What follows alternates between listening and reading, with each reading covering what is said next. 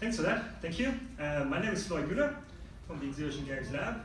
I'm presenting work by Byrne, who apologizes deeply that he can't be here today, Joe Marshall, and our talk is called Balance Ninja, towards the design of digital Vertigo games via Galvanic Vestibular Stimulation. I start off with this mic here, because me in the Exertion Games Lab want to invent the future of play. That's our vision. And we're doing that based on the assumption, or based on the fact that we used to play with digital content, and now, thanks to the Kinect and other devices, we can now play with the digital using our bodies. But what we really want is we want to experiencing our bodies as digital play. So that's our vision, and you might ask, Floyd, what does it mean experiencing your body as play? And the best way to experiencing your body as play is to experiencing it. So for that, I would kindly ask you to all please stand up for me for a second. Make sure you have a bit of space next to you.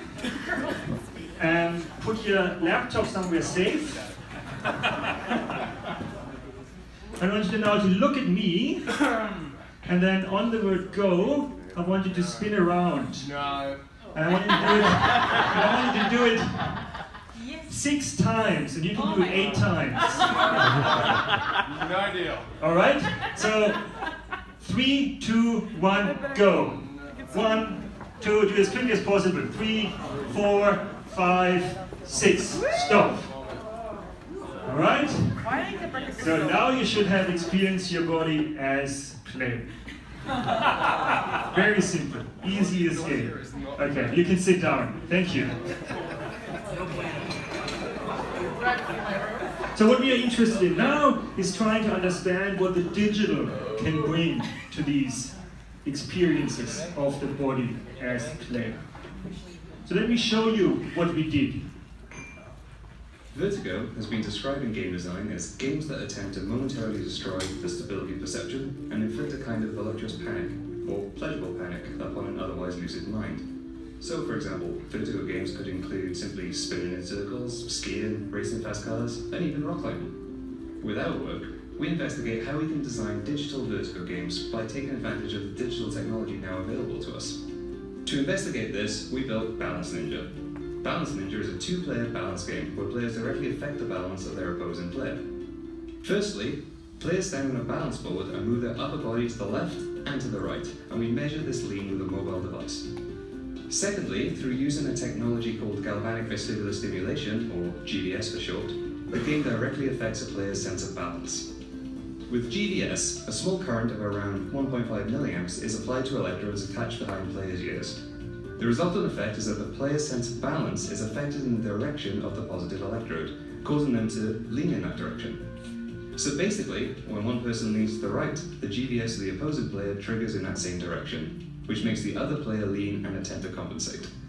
The object and challenge of Balance Ninja is to cause the opposing player to touch their board to the floor, whilst trying to remain balanced themselves. Points are scored by getting the other player to touch their board down, and the first player to 5 points wins. Exploring the design of digital Vertigo games in this way has provided a few insights into how players may want to experience these games. It's different from playing video games maybe with your computer. You're actually playing against someone that's right in front of you. You want to keep fighting against your own body and fighting against your opponent, and that's not something you usually get in a standard digital game. Drawn on the fun of Vertigo games we play as children, we aim to highlight that Vertigo can be an intriguing gameplay element for game designers. So Vertigo games are a subset of what you just experienced your body as play. And the way we went about it is we actually did some Vertigo experiences, such as rock climbing. And we did zorbing. If you don't know, zorbing is you're going to go into one of these inflatable balls together with a bit of water and dishwashing liquid. So there's hardly any friction on the inside as the outside, and then you push you down that hill. It doesn't really comply with most play definitions, but it's still a lot of fun. We did this massive, it's like you get attached here first of all, and then they let you go in a massive swing to the other side. Another really great, intense vertigo experience. We did to one of these skydiving simulators where they push out a massive amount of air and then allows you to experience your body as play in mid-air. So all these experiences we describe as vertigo games. And the idea of vertigo in games is not new in the analog non-digital world. It has been articulated by Terroir, who described vertigo games as consisting of an attempt to momentarily destroy the stability of perception and inflicting a kind of voluptuous panic upon an otherwise lucid mind. There's two things that are important here. One is the stability of perception is challenged, and the second one is voluptuous panic. And if you know these two words, or look at these two concepts, it's also important that it reminds you of acrophobia, which is like the fear of heights. Not sure who likes these pictures, but it's a bit different. Acrophobia is different to a fear of heights. I'll show you. So for example, I could have acrophobia, and this would be my fear of actually climbing up somewhere high. So acrophobia, my fear of doing that, but if I actually do it and climb up that high, see? Now I experience vertigo once I'm actually up here. Because our bodies are always a bit shaking. We are always moving a little bit when we are standing or walking. And when we do that, our eyes constantly use visual markers nearby to compensate for that sway. But if I now look down, my eyes don't have these markers anymore, especially on a floor like that. It constantly tries to find these markers, and therefore my eyes get overwhelmed with information. And what your body does then, it compensates for that by shifting more attention towards your sense behind your ears. And for some people, that shift happens differently and faster than in others. And that's vertigo, what you experience up there. Do 6 circles. I'm not going to do that. I'm going to go down for this. So that's the difference between acrophobia and vertigo. And it's a very personal experience. For some people, this is more enjoyable than for others, and that's very important.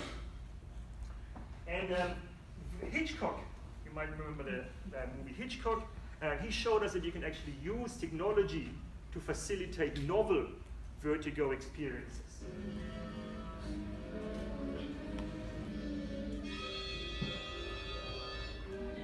So there he uses the camera quite cleverly. He tracks back with the camera, but simultaneously zooms in. Use the microphone. So he uses the camera to track back and then zooms in. And that shows you that you can use technology to facilitate novel vertigo experiences, because obviously here you sit in a cinema seat and not up high somewhere, for example. So of course, related work has been using vertigo. There's a trampoline game that very much plays with the unstable perception. There is the guys who gave us the thrill frameworks, Walker et al., who developed the swing combined with VR to facilitate vertigo experiences. And there's this really nice mechanical bull machine that uses breathing as input. It spins you around. The more you're breathing, the faster it spins you around. Again, it uses vertigo, but all of these designs haven't really explicitly designed for this vertigo. And you might also not necessarily have a mechanical bull around your lab to experiment with. So what we did is we used the tool and we appropriated it for game design in order to allow you to design your own digital vertigo experiences. And that tool is Galvanic Vestibular Stimulation, or GVS for short. The way it works is we apply a 2.5 milliamp current to the mastoid bones behind your ear. And that facilitates a pull towards the anode, which then therefore creates your balance affected in that direction. So GVS is it's a safe system. It has been used in particular to train pilots for high-intensity flights. Been around for quite some time there, and most recently people have been also using it for arts projects, but not so much in games. And that's because, for example, it's really hard to buy one of these systems for cheap. So we developed our own system, and it's very simple. It's very cost effective, and it's based on an Arduino. So if you come home, you can build this essentially in an hour for less than $10. So with this system, we developed Balance Ninja to encourage you to think about how you can use that in your own game designs. You saw the video of it. Just to reiterate, it works that we also attach a mobile phone to your chest in order to detect your lean. And the more you lean to the left, the more we apply the GVS on the other player to lean in the opposite side. We showed that around a couple of places all over the world by now. Here's 2 players experiencing it. Have a look. Play 2. Oh, it's too low. It's okay. Right, this is like battle for the death. 2-0. Ready? 3, 2, 1, go.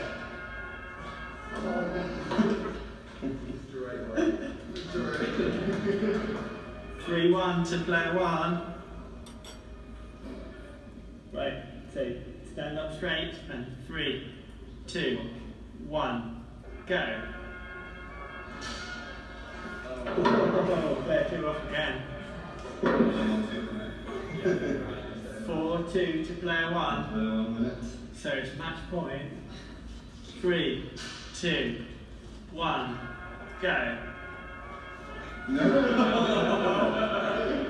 So as you can see, it's quite difficult. People thought the game looks very simple, but to keep your balance is quite challenging.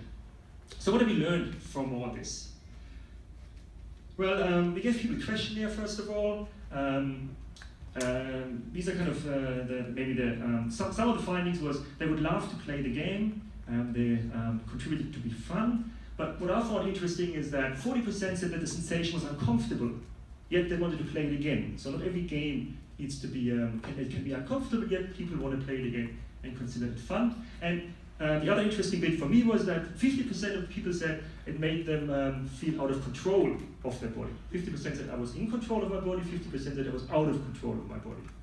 We found that really interesting, so we try to unpack that further by analyzing video of the gameplay as well as interviews. And we came up with like a pseudo formula of how to create digital Vertigo games.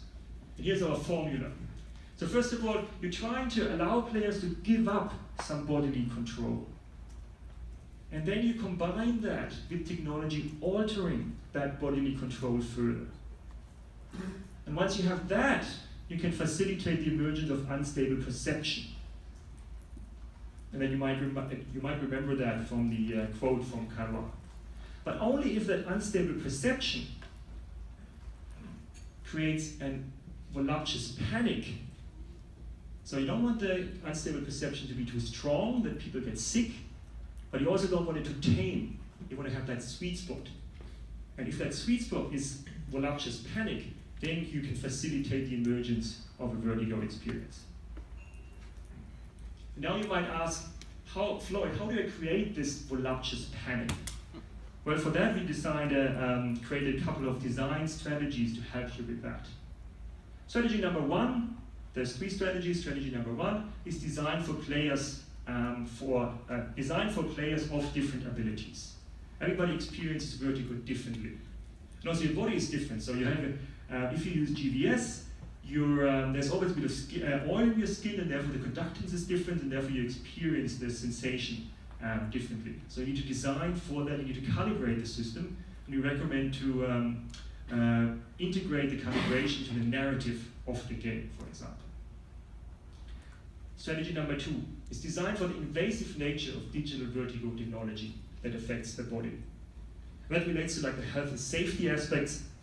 Reviewers have, for example, asked why we didn't put mattresses around players in case they stumble and fall. Well, we deliberately didn't put mattresses around because we thought they would fall over these mattresses when they're trying to play the game. Because people are actually quite good to step off these small little wooden boards and regain control of their body. Same as with the cable that you might have seen. You use these clips so they easily detach so you don't actually stumble upon them. Design strategy number 3 is use vertigo sensation sparingly to avoid players becoming desensitized. That refers to the fact that you don't want to apply vertigo all the way through, but what you rather want is a trajectory of these vertigo experiences, because the change is often the most interesting one. So to summarize, we try to introduce you to digital vertigo using GVS in order to allow you to experience in your body as digital play. In order to do that, we gave you a formula of how you can apply that. And with that, I conclude my talk, Balanced Ninja, towards the design of digital vertigo games using Galvanic Vestibular Stimulation. My name is Mueller. Thank you very much.